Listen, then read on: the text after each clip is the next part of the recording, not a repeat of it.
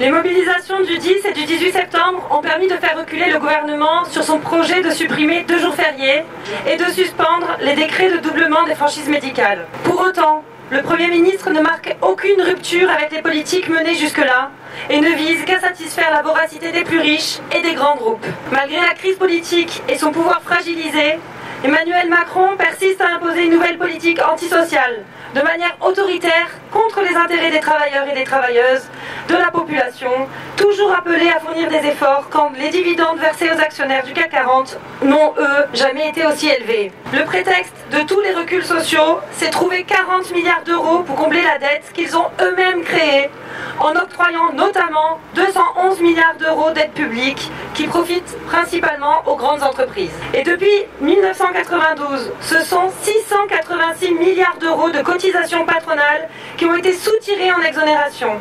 Oui, l'argent existe pour satisfaire les besoins sociaux. Il faut une véritable justice fiscale avec la taxation des patrimoines, des dividendes et des rachats d'actions. La remise en cause des 211 milliards d'euros d'aide publique annuelle aux entreprises. Le rétablissement de l'ISF et la mise en place d'une vraie progressivité sur l'impôt sur le revenu. C'est l'ensemble du projet de budget qui doit être abandonné, et notamment le doublement des franchises médicales.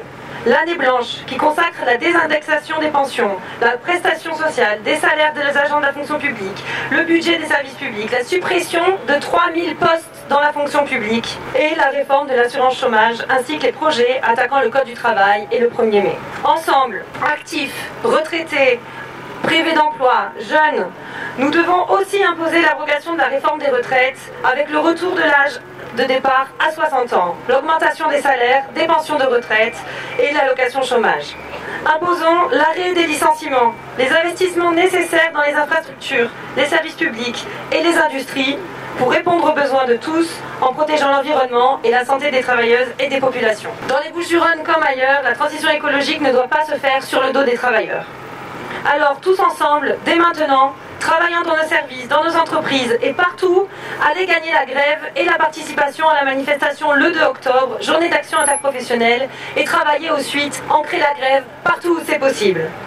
Nous devons construire une mobilisation de masse et l'inscrire dans la durée, gagnons l'unité des travailleurs et ne tombons pas dans le piège qui consiste à opposer nos modes d'action. Nous avons déjà en ligne de mire la journée de mobilisation du 9 octobre autour des enjeux de santé et de protection sociale qui nous concernent tous. Restons unis et déterminés pour aller gagner une autre répartition des richesses et le progrès social. Le 2 octobre, tous en grève et en manifestation à Marseille à 10h30 au Vieux-Port.